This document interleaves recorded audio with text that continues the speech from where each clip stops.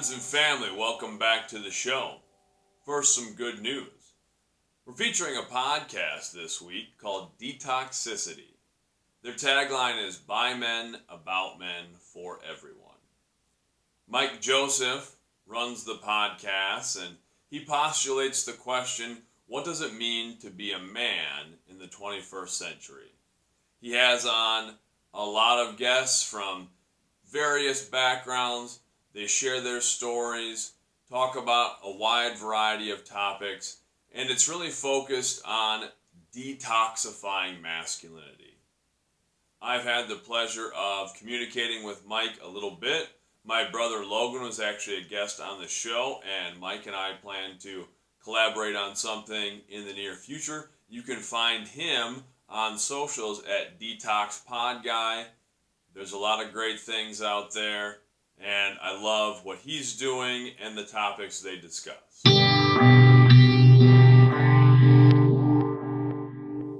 Now our family time for this week. This is family time 74, and we're talking about core values. To me, this is one of the most important things we discuss. That's why we do it early in the year, and this is something I do every year with my students. I think it's an important question for everyone to ask. What are my core values? And if you have a hard time answering that question, it's something worth sitting down and spending a little time considering. I always think that's so funny. We can ask someone their favorite color and they can tell us their favorite food, their favorite movie. But it can be harder to answer maybe the most essential question. What are your values? What do you really care about? What do you really find important in this world? Because if we don't know ourselves at that level, it's hard to know anything else. And when we determine our core values, when we're clear about what we really think is important, it makes everything else easier. It makes all of our decisions easier to make. It makes challenges easier to face because we have that foundation. We have that baseline. We know we're going to be faced with challenges. That's life. Life is messy. Life is hard. But if we know what we really stand for, if we know what we really believe in, when we're faced with those challenges, we can fall back and say, okay, are my decisions, are my behaviors in line with my values? Because we cannot be happy. We cannot be at peace when our realities and our behaviors aren't in line with our values. So this week, I want to know, what are your core values? And it doesn't need to be a long list. I think it's better if it's not a long list. 3 to 5 things I think is perfect. Something that you can quickly remember and think about. Then why are those your core values? Try to be specific. Discuss what they mean to you. And then consider, how do your core values impact your decisions and your behaviors? For me, I think the idea of core values really stemmed from my background in martial arts. I've talked about it before. When I was young, I started training in traditional Taekwondo. That was sort of the martial arts option at the time. It's something I'm still involved with and I like. I like that traditional aspect of martial arts, and I like other martial arts and mixed martial arts as well. But one thing I liked about the traditional Taekwondo was there was sort of a belief system around it. There were 5 tenets of Taekwondo, 5 core beliefs, which were courtesy, integrity, perseverance, self-control, and indomitable spirit. That's something that impacted me as a kid and really throughout my whole life. It was ingrained in me early that, okay, if I live by these 5 things, that will help me be successful, that will help me go where I want to go. And that's a good thing. I think that's a good place to start, is if we're not sure what our own personal core values are, we can turn to belief systems, or we can turn to established sets of values as something that we want to adopt and implement. That's not a bad thing. But hopefully as we get older, we become a little more self-realized and self-actualized. We can really determine for ourselves our beliefs. And that's what I want you to do. So I spent some time really thinking about what are my core beliefs. And to me, I kept it at 5, maybe because that was sort of ingrained in me from those tenets of Taekwondo. But to me, they're courage, integrity, respect, love, and empathy.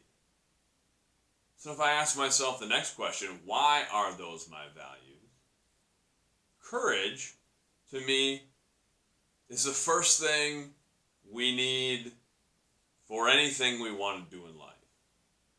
There's a line from a movie that I like called Hearts Beat Loud.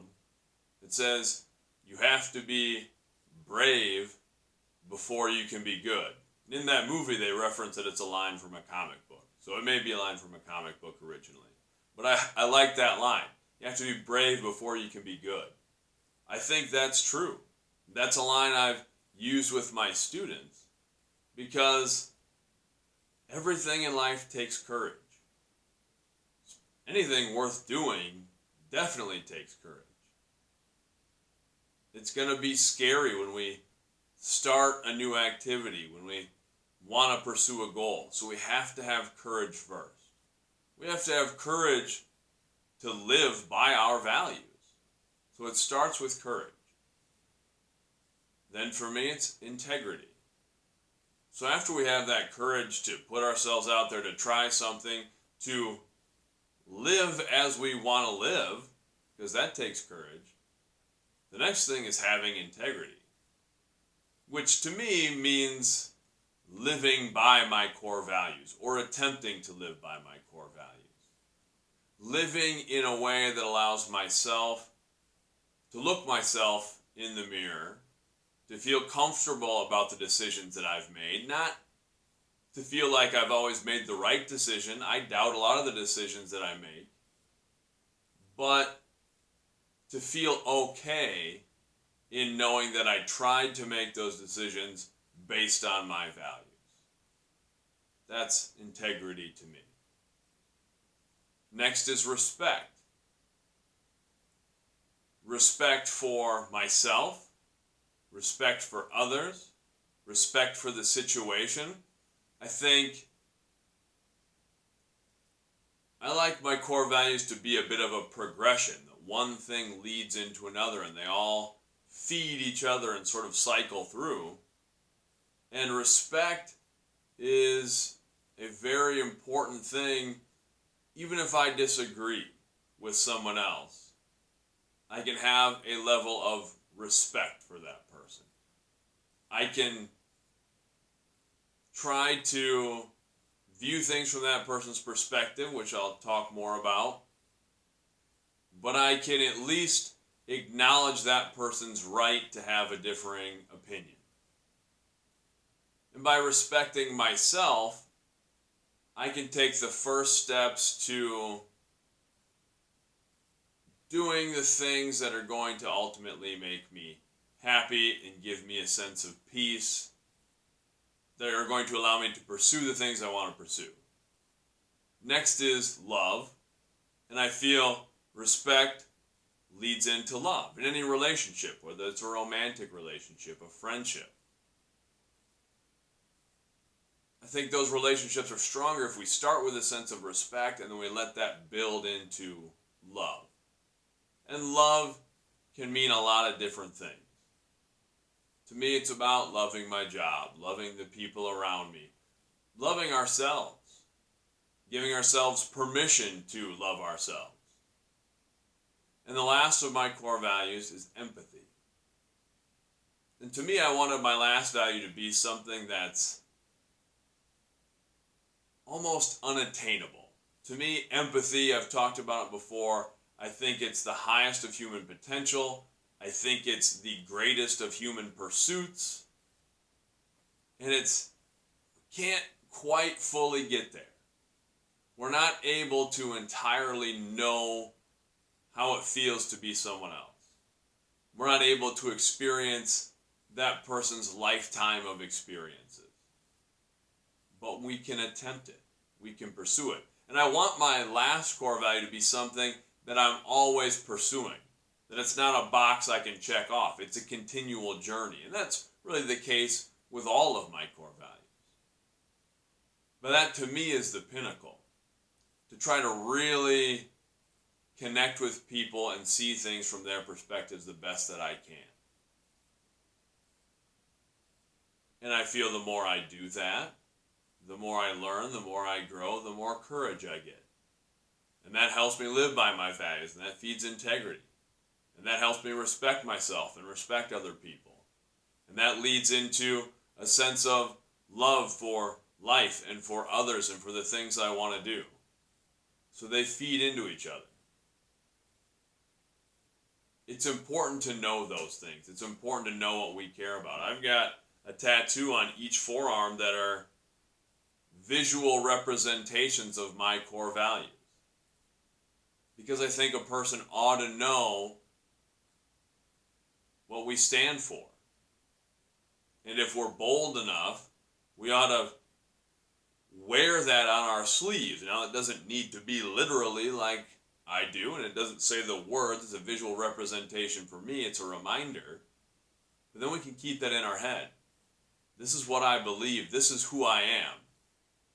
When we have a greater sense of who we are, that makes everything else in life a little easier. It opens more doors and opportunities.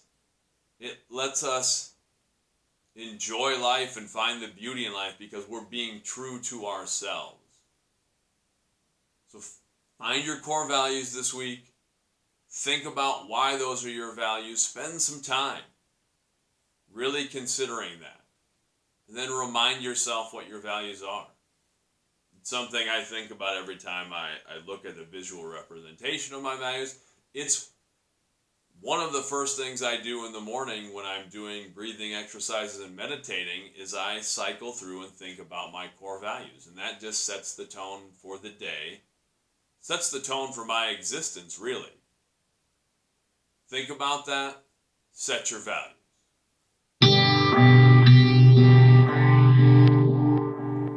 Next, we're going to talk about the blog post for this week. This week's post is Weed the Garden. So, my 9-year-old daughter Claire and I planted a garden this year for the first time. Claire likes plants. We've done the little succulents and things like that, and we've had some of those plants just continue to grow and repotted them and those sorts of things, just indoor plants. And we wanted to try a garden this year, a proper garden out in the backyard.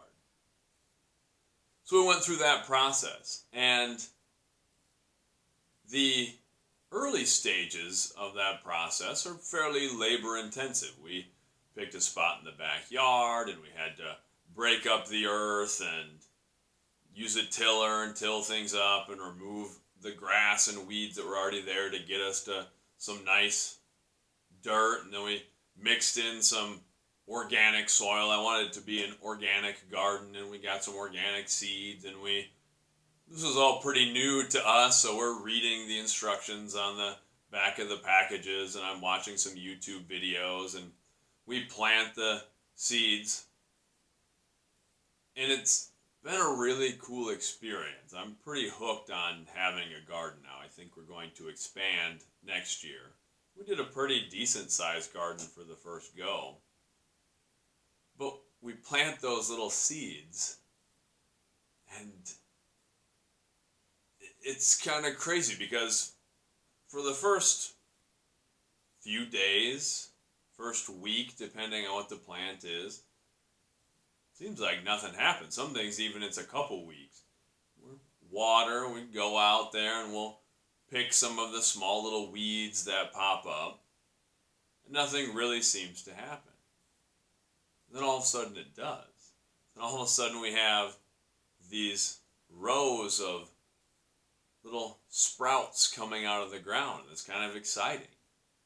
Then it takes off and this stuff starts flourishing and growing.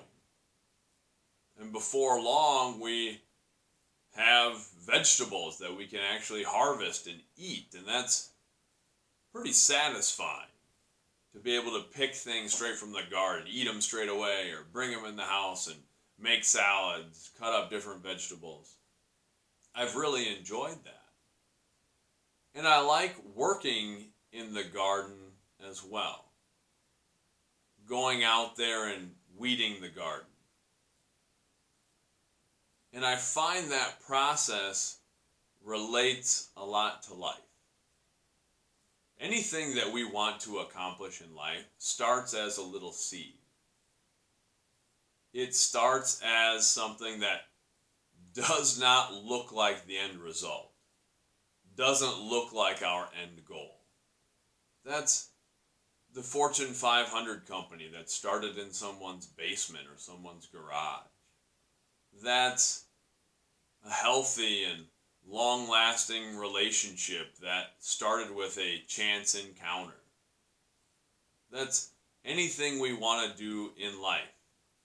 Any goal starts as this little abstract thing, this little seed that we have to plant and wonder, how is this going to grow into the thing I'm ultimately going to harvest, the thing that I ultimately want in the end?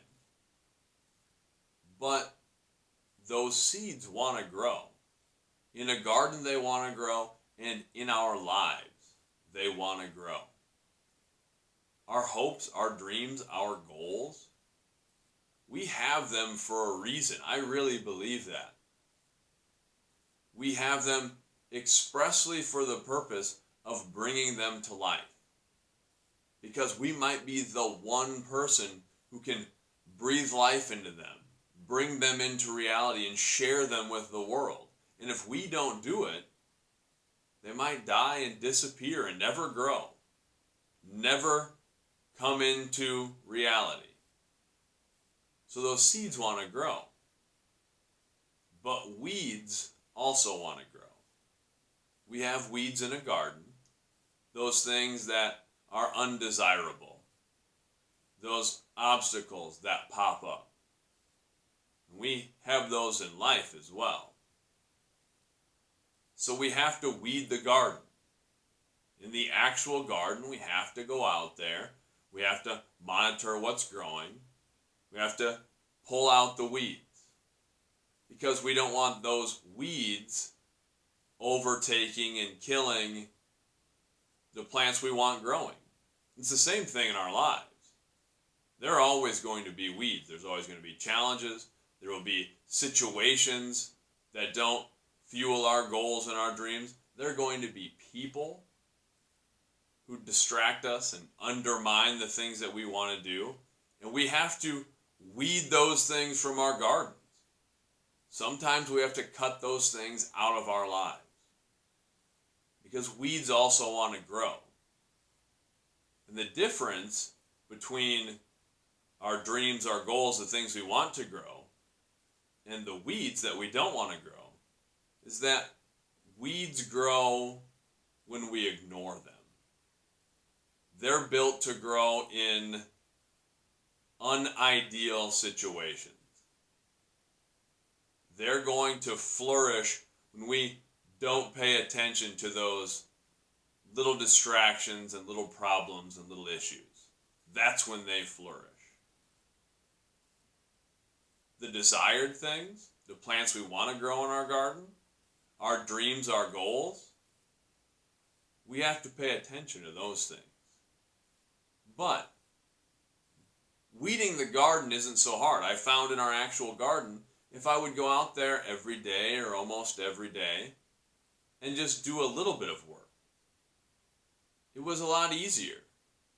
You could pick out the few little weeds. It didn't take very long, and it made it easier so that they didn't spread and overtake things. And as the garden grew, as the desired plants grew, it got even easier because they became bigger and healthier and stronger, and they were much harder to overtake. They were really in control of the garden at that point. And it's the same thing with our dreams and goals in life. It takes a lot of front end work. We have to break up that ground. We have to create ideal conditions for those dreams to grow. We have to plant the seeds. We have to give our attention and our care. And we never get to stop giving attention to the things we want in life. But as they start to grow, they take on a momentum and a life of their own. And it gets easier to keep away those things that would undermine our dreams. So plant the seeds you want in your life and weed the garden.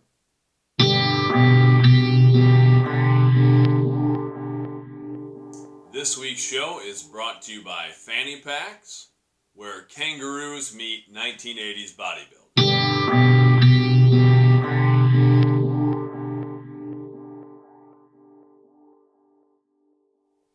And now, from me to you. We talked about a lot of things this week. We discussed our core values in our family time. That's such an important thing. We talked about weeding the garden, planting the things we want to grow in our lives, and making sure we're eliminating the distractions, the things that would undercut what we want. So focus on that this week. Spend some time thinking about what you really care about, who you really are. What are your core values? What makes you essentially you in terms of your beliefs? And then start determining what you want. What are the things you want to grow in your life? Plant those seeds and start cutting away the things that keep you from those dreams and goals, that keep the things you want in your life from growing. As always, feel free to reach out and connect with me. It's Luke Nielsen Media on all the socials and the streaming services. It's LukeNielsen.com, LukeNielsenMedia@gmail. Please feel free, reach out. Share your core values. Share how you've tried to weed your garden. Talk about Fanny Packs. That was our made-up sponsor for this week. But feel free to connect. We can share some things on the show. Have a great week. Love yourself. Love each other. Love the fight.